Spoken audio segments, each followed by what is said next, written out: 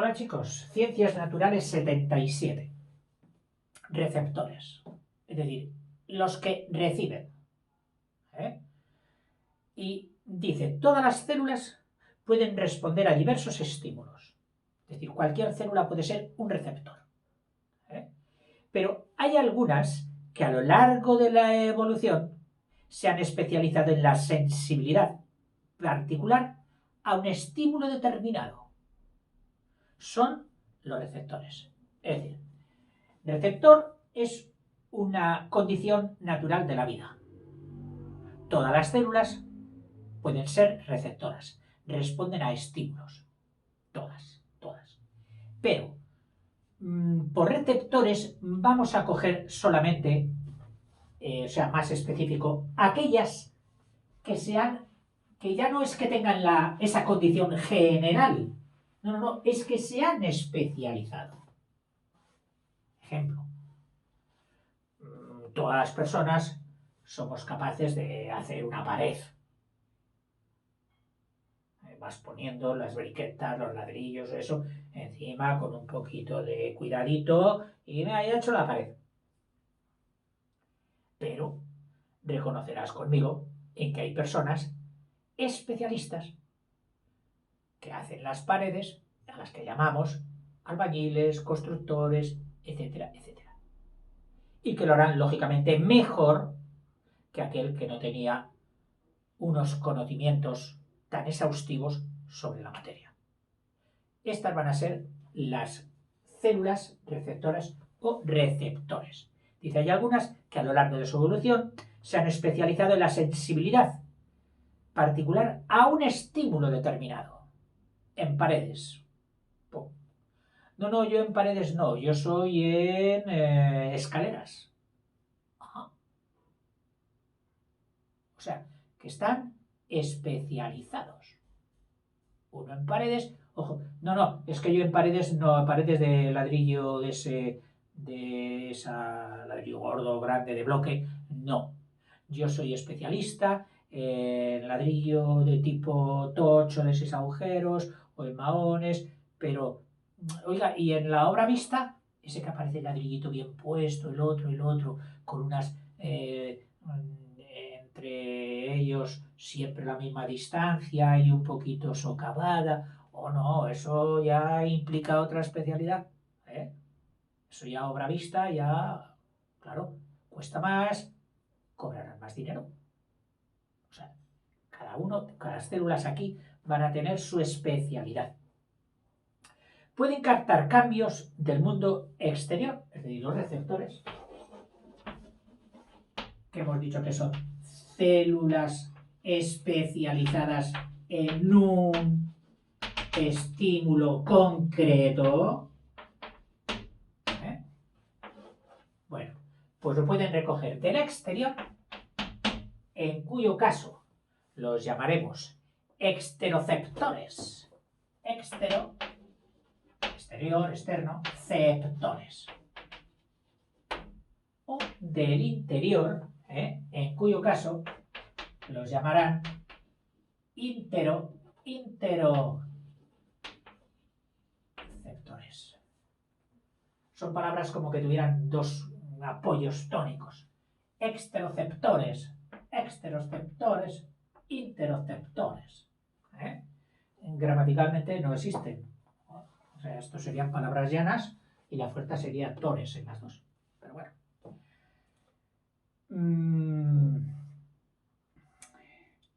Por su origen. Entonces ahora empezamos ya. Clasificaciones. Por las gafas, mirándoles por su origen. Por su origen. Neuronales o primarios. Neuronales o, que es lo mismo, primarios.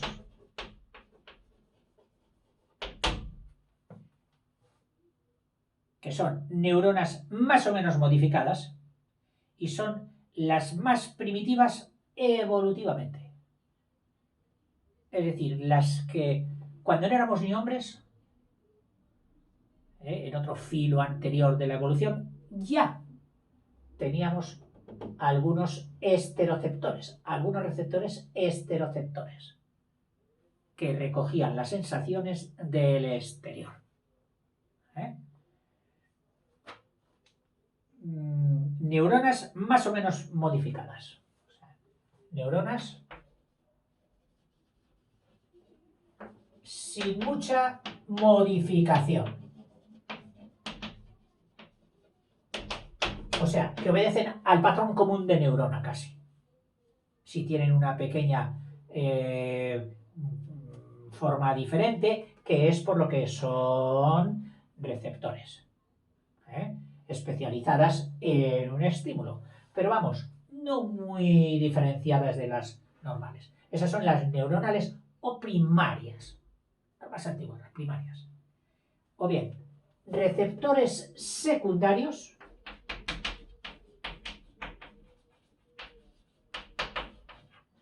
Aquí no pone nada distinto de neuronales, también por supuesto están hechos de neuronas. Suelen proceder del tejido epitelial, o sea, suelen estar en el tejido epitelial. Epitelio, ya sabes que se refiere a la piel, epitelio, epitelial, al que se asocia una terminación nerviosa, tejido epitelio. Pero epitelio siempre que al epitelio le vaya asociado, es decir, que tenga unas terminales nerviosas. Ejemplo, el tacto que tenemos en las manos desarrollado, los receptores, son de unas, es epitelial, está en el epitelio, pero son mucho más sensibles que el que tenemos pues, en el brazo o en la pierna. Por eso, aparte de que son como nuestras antenas, cuando queremos ver si hay una pequeña rugosidad, en eso que apenas la vista puede ver si hay una pequeña hendidura o sobresaliente, no te fías casi ni de la vista, te fías del tacto. Y pasas, así, pasas la mano y notas si hay más bien un saliente. Pues ese sería un receptor secundario ligado al epitelio, que tiene asociado terminaciones nerviosas especializadas de mayor sensibilidad. Estoy poniendo el tacto, pero habrá en otras. Ya verás que dentro de la división ahora de receptores ha puesto por el origen, pero ahora va a venir otra clasificación, que son por el estímulo a que son sensibles. Es decir, te borro esto ya, te dejo ahí solo eso, neuronales o primarios, y ahora cambiamos de gafas,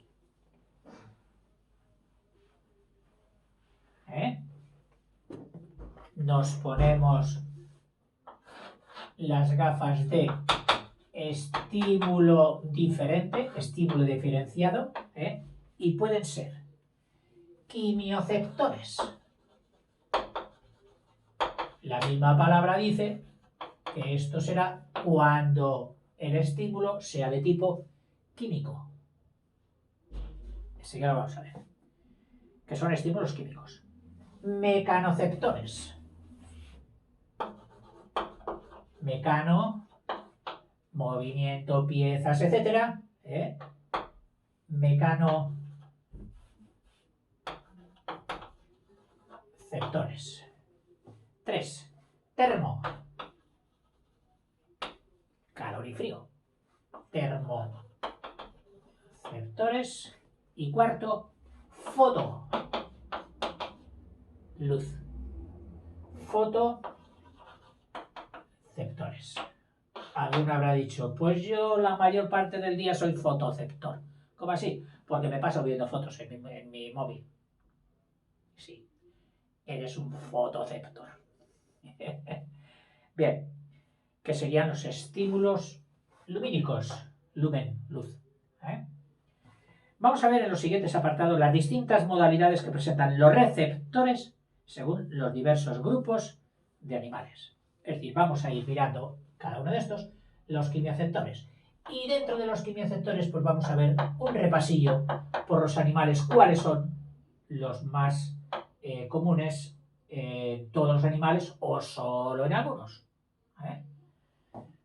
Esto ya he perdido. A ver. No. Todavía podemos ver siquiera los quimioreceptores.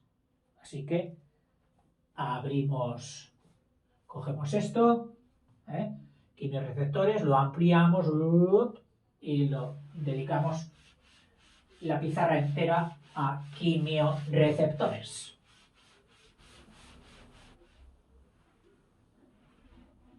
Oiga, ¿serán muy importantes para estudiar química? También. Por eso se me debe dar mal la química, porque no tengo buenos quimioreceptores. No, tranquilo que no tiene mucho que ver. Dice, constituyen la especialización receptora la más antigua. Es decir, la vida a lo primero que fue sensible fue a la química, porque se supone que se desenvolvió en términos o en ambientes líquidos, donde lo que mandaba era la química, los iones, las sales disueltas, la química, las sustancias químicas. Por eso dice que los quimioreceptores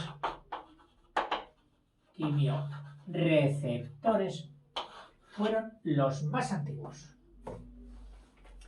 Está íntimamente ligada su fisiología, es decir, su funcionamiento, a la satisfacción de necesidades primarias. O sea, sin ellos mal podríamos vivir. Que son, en la nutrición, primum vivere, aquí también.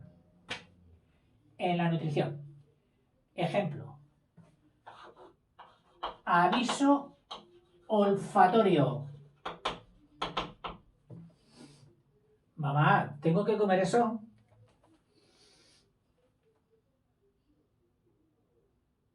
Pero si huele mal. No, es que no lo has olido nunca, eso no es un olor malo, no sé qué, no sé cuántos. Bueno, o sea, hay un aviso químico. Oiga, ¿eso es química? Sí, porque los vapores que salen, las partículas que salen de ese alimento, llegan a tu pituitaria, que está ahí encima, ya veremos dónde, y te están avisando de si eso es conveniente o no conveniente comerlo. Y muchas veces tendremos que ser cautos. Mamá, esto lleva aquí 3 días ya, pues huélelo. Y ahora me estoy riendo porque me he acordado de otra cosa. ¿Me pongo estos calcetines o no? ¿Cuántos días los llevas? Ya no me acuerdo. ¿Y qué haces? Los coges, los hueles, y si todavía no huelen mucho y eres un poco guarrete, todavía se puede poner, pum, calcetín puesto. Y calcetín y otras prendas. O sea que el olor puede ser también no solo para la nutrición, sino para la vestimenta. En fin. Dice el aviso olfatorio, no solo del alimento, aquí va más lejos. Fíjate, de cuando la vida era muy primaria. Estamos con el quimioreceptor, que es el más primario de los receptores. El que fue decisivo en nuestras primeras etapas evolutivas, cuando éramos casi pues animales más que hombres. En fin, dice aviso olfatorio de la presencia de una presa, aviso olfatorio, con la presencia de una presa o lo contrario, la presencia de un depredador. Tú sabes, porque lo has visto, hay unos programas maravillosos de ciencias naturales de la caza, como el lince, el guepardo, la loba que va a cazar, se pone siempre en contra de que sus olores vayan a la presa. Es decir, con el viento, el viento de cara. Y en todo caso que le traiga los olores de la presa hacia él, pero no que la presa pueda oler sus olores.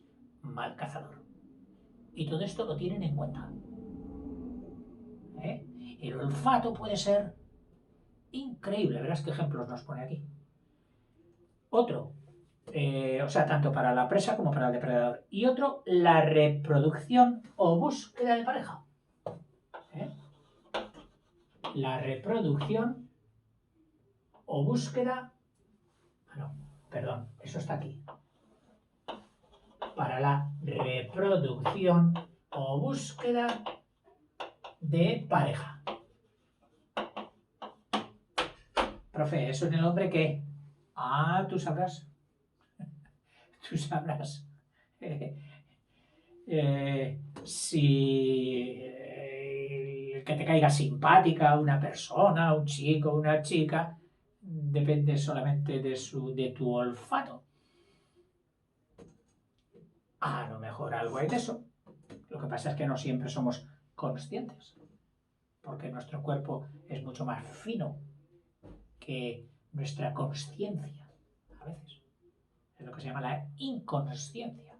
Sí, pero inconscientemente había esto, claro. Y tú fuiste víctima de esto, víctima del otro, sin saberlo. Pero había quien lo sabía y te jugó una trampa. O no. O te benefició. Pero en animales es muy decisivo. La emanación de olores. No digamos los perros. Para los perros el olfato es el todo. Si tú sabes de perros o tienes un perrito, sabes que para él los olfatos son una enciclopedia. Olores, dónde los pone, cómo lo huele, qué hace, qué no hace, qué esto, qué lo otro. Tiene un comportamiento y además siempre responde a un porqué. Es la famosa etología, razón del comportamiento animal. Una ciencia súper interesante, porque encontramos muchas raíces nuestras en ellos. También. La quimiorecepción, que es esta, la quimiorecepción, es un fenómeno muy amplio. Dice, todas las células son sensibles al CO2. Es decir, dentro de su amplitud, es decir, que está muy extendido y que es muy amplio, dice que todas las células son sensibles al CO2, al dióxido de carbono. Y ya ves tú. Y sin embargo, es un gas al que juzgamos inodoro, que no huele. Puede ser porque nuestro organismo está habituado al dióxido de carbono existente en el aire desde el principio y porque nosotros lo estamos expeliendo continuamente, bueno, e inhalando también, inhalando en menos cantidad, expeliéndolo en más cantidad, y claro, ya las papilas olfativas, si tuvieran que detectarlo cada vez, volverían loco al cerebro. Dice, ¿pero qué haces? O sea, a cada respiración e inspiración me tienes que estar diciendo CO2, CO2, CO2. Eso no habría quien lo aguantara. Sin embargo, dice que las células todas son sensibles al CO2. La regulación por agentes químicos, hormonas, en gran parte de los organismos. Es decir, como algunos ejemplos. Sensibilidad al CO2. Segundo, regulación por agentes químicos. Es decir, regulamos nuestras funciones de más o menos por unos agentes químicos llamados hormonas. Hormonas. En casi todos los organismos. Hemos detectado determinada sustancia química y nuestras hormonas han segregado o han dejado de segregar en función de ese cuerpo químico que hemos detectado. Hormonas. Y las feromonas. Regulación de agentes químicos, hormonas y feromonas. El sufijo de monas es común. El sufijo de or y de fero es diferente. En concreto, el de or, ahora mismo, no lo sé ni lo he estudiado, pero lo estudiaré. El de fero sí. El de fero es llevar. O sea que estas feromonas son unas sustancias químicas que hace que vayamos hacia ellas, que nos llaman, que nos atraen. En el caso de la reproducción sexual, más de los animales que de las personas, puesto que ellos no tienen el gran código, que es el código hablado, de la imagen, de la conversación y de mil cosas. Ellos no la tienen y entonces acuden más a la química. Las feromonas, esas sustancias que resultan atractivas para atraer al otro sexo. Las señales químicas son las más importantes en los sistemas de comunicación de numerosos insectos sociales como en las hormigas.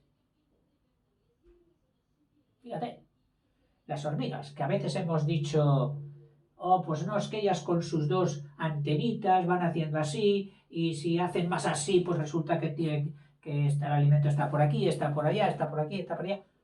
Pues resulta que no.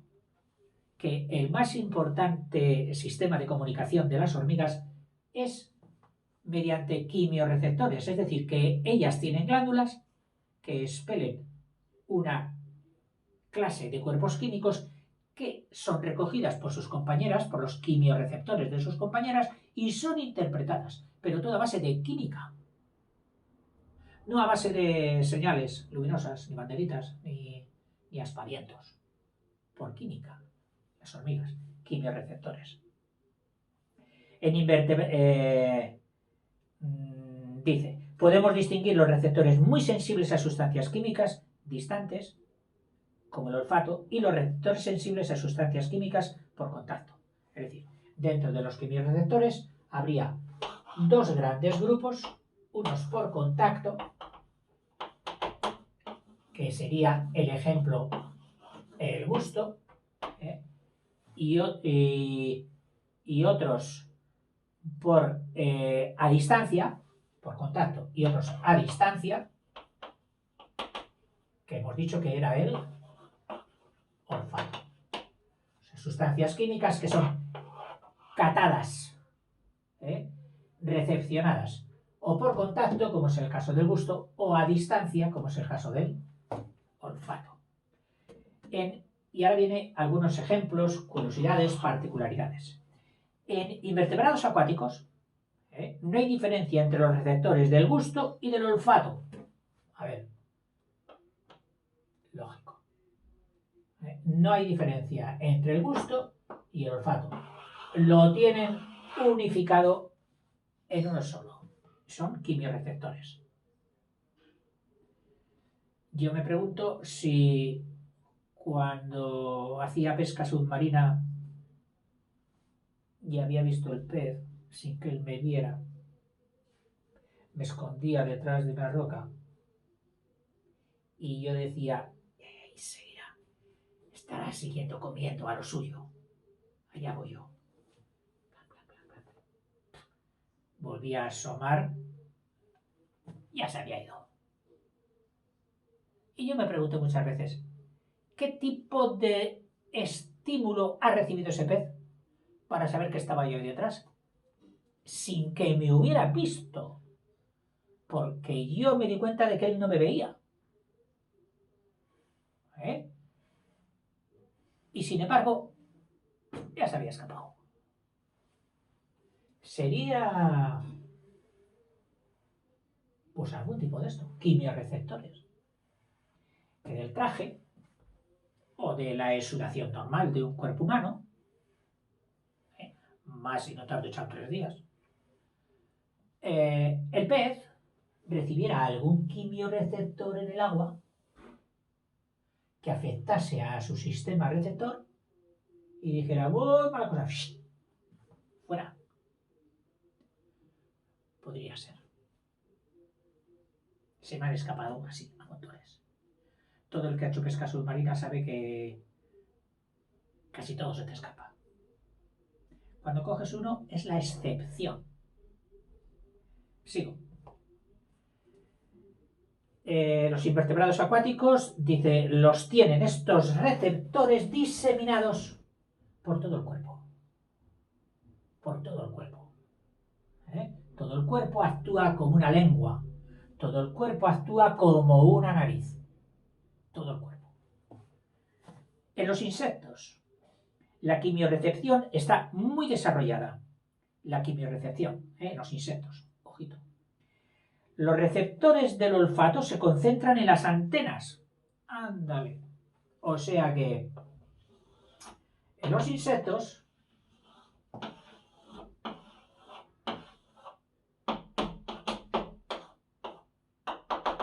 aquí en las antenas es donde tienen los quimiorreceptores. Es decir, sus maravillosas narices. Aquí, en las antenas. Todas las partículas que nosotros necesitaríamos meter dentro de nuestro cuerpo, siquiera unos centímetros. Él no. Él con las antenas ya se ha enterado de qué es esto y de qué es lo otro y por qué. Y tomar su respuesta de huir o ir hacia ella. Los del gusto en las piezas bucales, que ya sabes que suelen tener un montón de ellas, en las piezas bucales, según su tipo de alimentación. Si comen hierbas, si comen otros insectos, masticadores, etcétera, rumiadores, etcétera. Esos gusanitos que su madre les pone en una hoja. Su madre les pone en una hoja, normalmente por debajo para que no la veamos. Salen del huevecillo y empiezan, se van al extremo, por debajo, y empiezan desde aquí y empiezan a comer. Clon, clon, clon, clon, clon, clon, clon.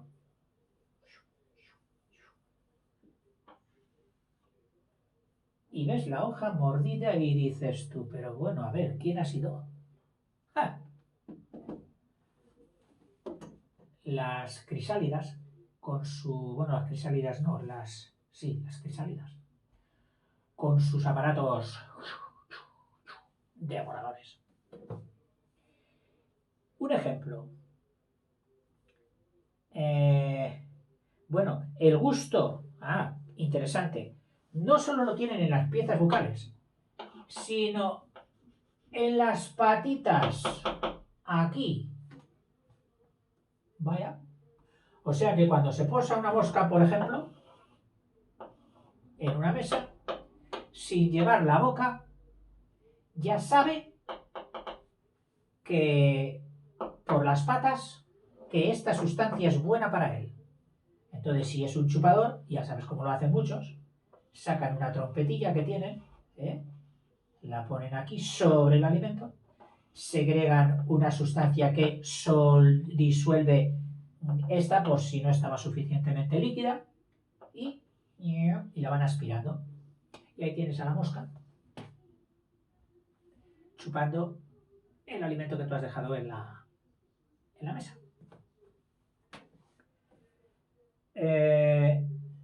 Ejemplo, el macho de la polilla, esa mariposa gordita con muchas escamas y un poco torpe porque siempre va pegándose con todo, y es que es víctima pues, de las luces modernas y de todo esto, siempre va a la luz. Pues dice que el macho de la polilla es capaz de captar con sus antenas, que las tiene muy complicadas. Las polillas tienen unas superantenas. Dice, es capaz de detectar el olor de una hembra situada a 1 kilómetro de distancia. Claro, la hembra habrá tenido que echar esas feromonas. Y, a poco favorable que sea el viento, a 1 kilómetro, fíjate tú, todavía las antenas las detectan, porque son el sentido del gusto para él, en las antenas. Un quimiorreceptor extraordinario, el de los machos de la polilla. Claro, hace las maletas y se va a por su amor, a encontrarla. Olfato y gusto se hallan diferenciados en los vertebrados por su localización y la mayor sensibilización o sensibilidad del olfato. El olfato huele a distancia, la boca no. Este suele ser la respuesta a fenómenos complejos, por ejemplo, al apareamiento, al emparejarse para la reproducción, o de búsqueda o de presa. O de la búsqueda de presa, en el olfato. El gusto, por otra parte, o sea, así como el olfato se utiliza más para eso, para el apareamiento y la búsqueda de presa, el gusto suele ser la respuesta alimenticia de aceptación o de rechazo. De aceptación o de rechazo. Pero en esto también hay mucho psicosomático. Soma, cuerpo, psique, espíritu. Psicosomático, muy mezclado. A mí, ¿por qué no me gusta eso? Porque una vez no sé qué, no sé cuánto. Y a raíz de eso, a ese olor le he cogido manía. Yo en concreto tengo uno que me he descubierto hace poco. Yo de pequeño he cogido mucha hierba para dar de comer a los conejos. Mi padre me enseñaba cuáles eran las hierbas que había que coger. Y había una que tenía un olor muy característico. Pero claro, yo siempre la he asociado con comida para conejos. Bueno, pues de aquí a una parte veo que en las verduras que te venden para hacer ensaladas, te venden una que llaman acaba en ula, rútula, no. Jo, pues no sé cómo te lo voy a decir, si no me acuerdo ahora. Bueno, me saldrá. Y te pone, esta verdura está mezclada con hojitas de esto. Y claro, yo la cojo, la huelo, digo, si esto es lo que echaba yo de comer a los conejos. Y automáticamente lo he rechazado, digo, voy a comer yo eso. Si eso a mí siempre no me olió bien, pues es de las muchísimas cosas que me cuesta comer. Todo lo demás no hago asco a nada. ¿Es para comer? Luego es bueno. ¿No es para comer? Pues no se come. Pero si es para comer, adelante. Porque yo soy muy amigo de que el cuerpo es un complejo increíble de complejidad y de que todas las sustancias son necesarias para nuestro buen desarrollo del cuerpo. Es decir, a mayor variedad de alimentación, mejor. Poca cantidad, pero de muchas cosas. Mejor que mucha cantidad de pocas cosas. Eso ya no está puro. En fin. En el hombre, los receptores del olfato son primarios, es decir, los tenemos desarrollados desde épocas enormemente lejanas en el tiempo. Y ocupan un área de 3 a 5 centímetros, es decir, una cosita así que sería de unos 3 centímetros a unos 5 centímetros, es decir, entre esto y esto, un área, una superficie entre 3 y 5 centímetros que tenemos aquí dentro. No la tendremos así extendida, la tendremos en pliegues o la tendremos de otra manera, ¿no?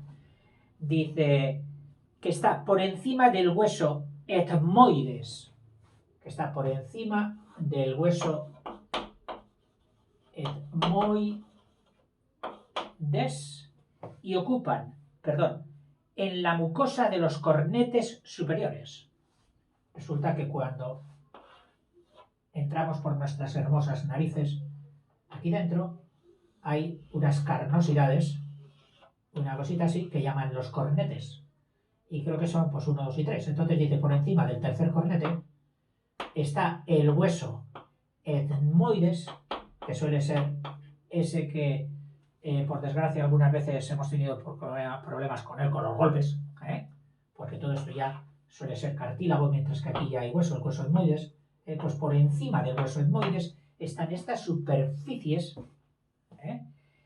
en la mucosa de los cornetes superiores. Están ahí.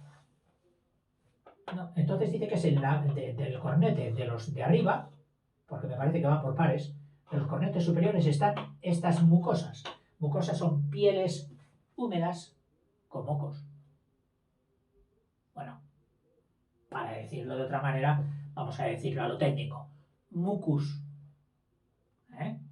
Al moco lo llamamos pues cuando ya está impregnado de sustancias de polvo, desechos de la respiración, etcétera, y necesitamos sacarlos. Suénate los mocos, hombre. Vale, voy.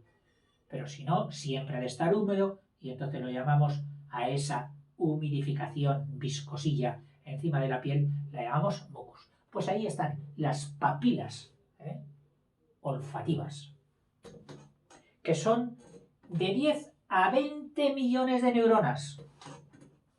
O sea, aquí hay, en estas dos superficies, bueno, en una de ellas sola, imaginemos la de 5 centímetros, entre 10 y 20 millones de neuronas, de células nerviosas. Entre 10 y 20 millones. Con numerosas microvellosidades. Es decir, vellosidades son pelillos, pues micro. ¿Para qué? Para que las partículas químicas que entran por la nariz puedan ser detectadas mejor por todas estas microvellosidades que están encima de los cornetes. Los receptores olfatorios son inervados por el primer nervio craneal. Curioso. O sea que desde el cráneo directamente, desde el cráneo, desde la masa inferior, sale un nervio que va directamente a recoger las sensaciones, a inervar, a cablear la pituitaria con sus de 10 a 20 millones de neuronas que se recogen las fibras y van directamente al nervio craneal. Los receptores del gusto son los sensibles a sustancias disueltas situadas en la lengua. Es decir, para saberlo, hombre, si no lo has chupado, ¿cómo vas a saber a qué sabe? Ah, no me gusta. Pero si no lo has probado, tienes que probarlo. Si no lo metes en la boca y se te disuelve un poquito, nunca sabrás a qué sabe. Son las papilas gustativas, con sus diferentes modalidades, dice que se estudiaron en cursos anteriores, porque parece ser que las hay más sensibles a lo ácido, otras a lo dulce, a lo amargo, se experimenta en distintas zonas de la boca. La percepción por el gusto y el olfato de las distintas sustancias no está todavía aclarada, es decir, hay mucho que investigar. Algunas hipótesis se basan en que cada receptor posee determinada forma, en la que solo encaja un determinado tipo de sustancias que lo excitan. Es decir, que habría para el olor 3.000 o 34.727. Para ese olor que llega, estaría preparado el hueco o el nicho 34.727 en el que él encajaría perfectamente y diría, sí, te reconozco, eres el olor 34.727 y hueles a tal y a tal y a tal. Algo así como el zapatito de la Cenicienta. Era solo para una persona. Un zapato para una persona. ¿Para quién? Para la Cenicienta. Pues aquí, un olor solo para un hueco de la pituitaria que sería para él. Claro, puede haber millones de olores o millones de partículas puestas ahí. Y con una especificidad que cuando este huequecito, como el huequecito en un puzzle al que ya le hemos puesto cling, le hemos puesto ya la pieza y nos quedamos contento y acertado. Bueno, pues resulta que cuando llegue otra pieza repe, como ya está lleno el hueco, no dará el impulso nervioso, no acusará el estímulo. Y entonces este olor, a partir de ahí, dejará de ser apreciado.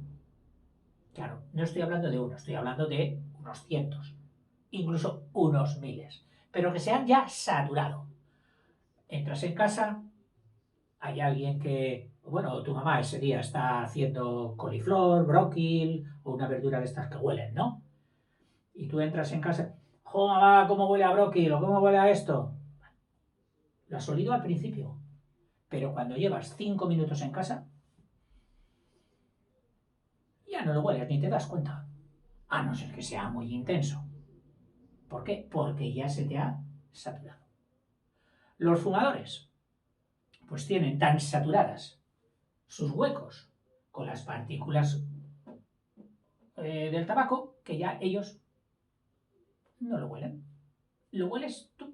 El que no has fumado entra en un sitio y dice, aquí ha fumado alguien.